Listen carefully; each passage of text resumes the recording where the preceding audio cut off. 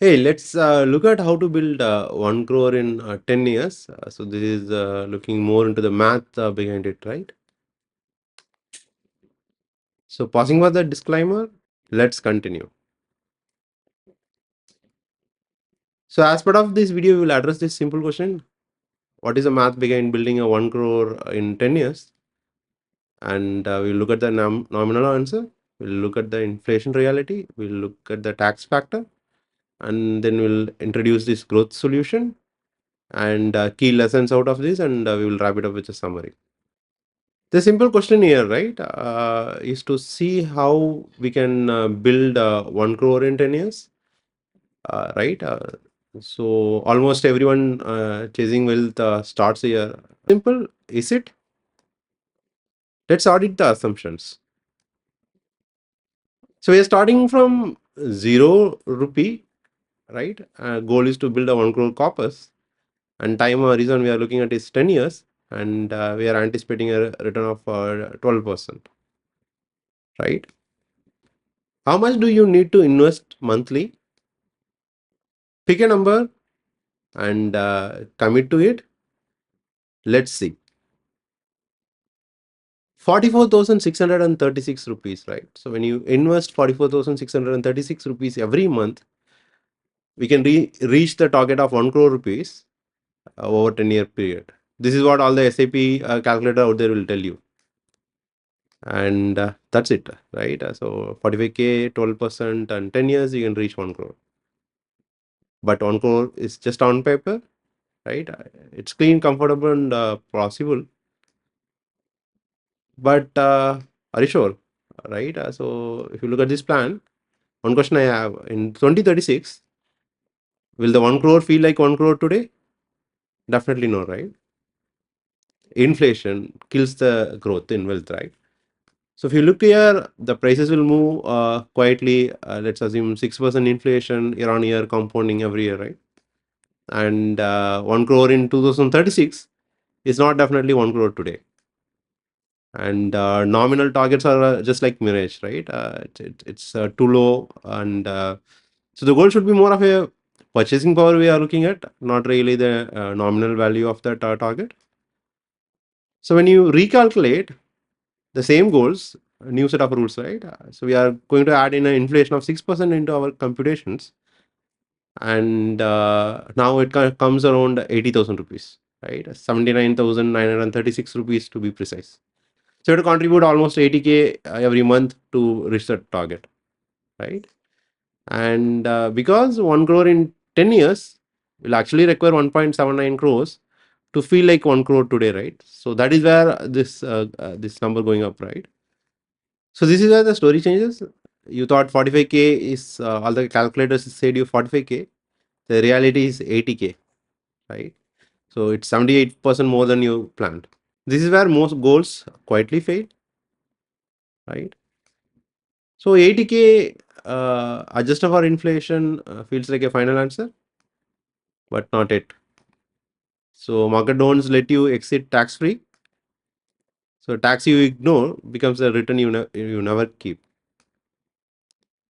So now we have to recalculate, including a exit tax, assuming a 15% exit tax, and the new number what we look at is more close to 86,000, which is 85,921 per month.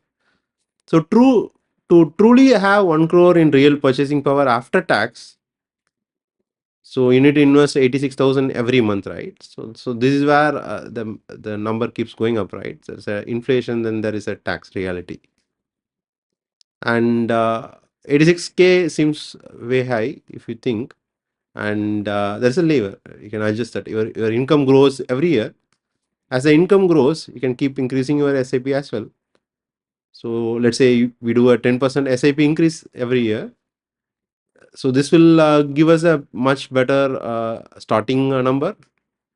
Let's look at that, right? So we are the same everything same. We are just adding in a 10% annual growth into the amount we are contributing in, and the starting number comes down now. Now it's just 58,000 down from 86,000, right? So starting SIP is not 86,000, it's just 58,000 now. And your future self will do the heavy lifting. So essentially, we go and contribute for 120 months. Every 12 months, we keep increasing it by 10%. That's when we can start with 58K. And if you are starting early in the curve, right, and you already have a skin in the game, and you're starting not from zero, you already have accumulated 10 lakhs rupees before you thought about the real goal, right? And for this, the number comes down, right? So it comes down to 49,320 per month. So it comes down from 58K to 49K. And every rupee you invested today reduces tomorrow's burden. So the three lies most SIP calculators tell you: ignore inflation, looks easier than it is; ignore exit tax, looks simpler than it is; and SIP stays flat, looks harder than it is. So all three distort reality, and most of the plans are failure, right? So not bad markets, not bad funds, incomplete assumptions you are making. And the real question here is, right, the wrong question what we are asking: will markets give me 12%, 15%, or whatever it is, right? The right question is, are you modeling the reality, right?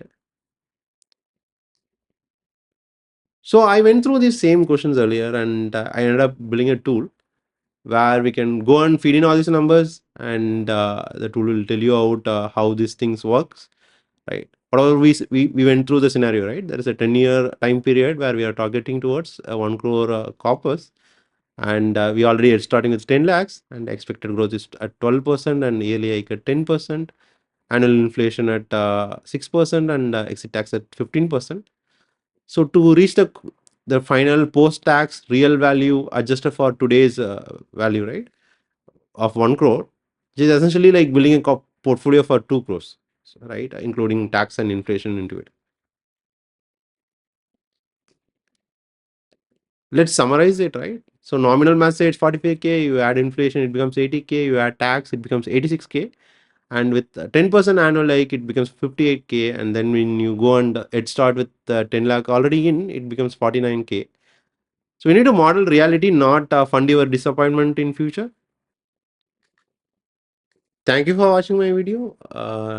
If you find this useful, you can look at the other videos I made earlier.